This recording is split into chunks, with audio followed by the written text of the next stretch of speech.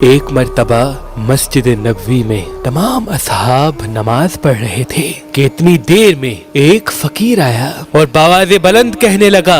ہے کوئی اللہ کا بندہ جو مجھے کچھ اللہ کے نام پہ عطا کرے۔ سارے اصحاب نماز پڑھ رہے تھے اور ان میں علی ابن ابی طالب علیہ السلام بھی تھے۔ اس فقیر نے دوسری مرتبہ صدا کو بلند کیا، ہے کوئی اللہ کا بندہ جو اس فقیر کو اللہ کے نام پہ کچھ عطا کرے۔ سب نماز پڑھ رہے تھے۔ اس فقیر نے جب تیسری مرتبہ کہا، ہے کوئی اللہ کا بندہ جو اللہ کے نام پہ مجھے کچھ عطا کرے، جب کسی نے کچھ نہ دیا تو اس فقیر نے اللہ کی دربار میں ہاتھوں کو اٹھایا اور کہنے لگا، اے میرے اللہ گواہ رہنا، آج تیرے گھر میں آیا تھا اور تیرے نام پہ تیرے بندوں سے مانگ رہا تھا، کسی نے کچھ نہ دیا۔ بس فقیر کا یہ کہنا تھا۔ اتنی دیر میں امام علی علیہ السلام رکوع کی حالت میں تھے۔ آپ کی مبارک انگلی سے ایک انگوٹھی خود بخود اتری اور سوالی کے کشکول میں آ گری۔ وہ فقیر انگوٹھی کو چوم کے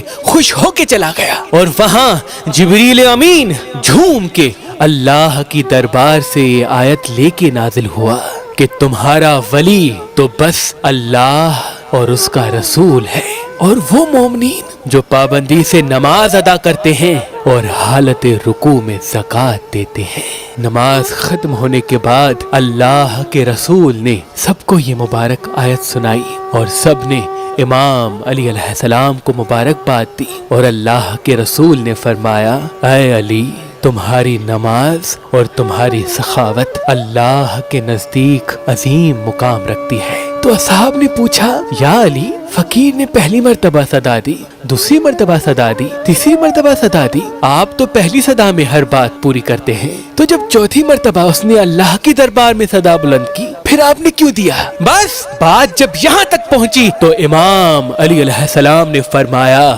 جب یہ علی اللہ کی عبادت کرتا ہے تو یہاں فرش پہ نہیں بلکہ عرش پہ ہوتا ہے، اللہ گواہ ہے۔ اس فقیر نے جب پہلی صدا دی، دوسری صدا دی، تیسری صدا دی، میں اللہ کی عبادت میں اتنا مگن تھا، میں نے نہیں سنا، لیکن جب اس کی صدا اللہ کی دربار پہنچی، اس نے اللہ کو کہا کہ میں تیری در سے خالی جا رہا ہوں، اللہ کی دربار میں میں بھی موجود تھا، تو میں نے یہ نہیں چاہا کہ میرے اللہ کی دربار سے کوئی خالی جائے، اور میں نے رکوع کی حالت میں اس سائل کے سوال کو پورا کر دیا۔ سلام ہو حالت رکوع میں زکوٰۃ دینے والے، اللہ کے گھر میں پیدا ہونے والے، قدم قدم پہ اللہ کے رسول کی حفاظت کرنے والے، اپنی جبیں کو اللہ کے سجدے میں رکھ کے دنیا کو بھلانے والے علی ابن ابی طالب پر 2025 کا علم جعفر پر مبنی پورے سال کے ہورسکوپ کے ساتھ کیلنڈر، جس میں ہمارے آباء و اجداد کے تعویذات موجود ہیں جو تمام نحست کو ختم کرتے ہیں،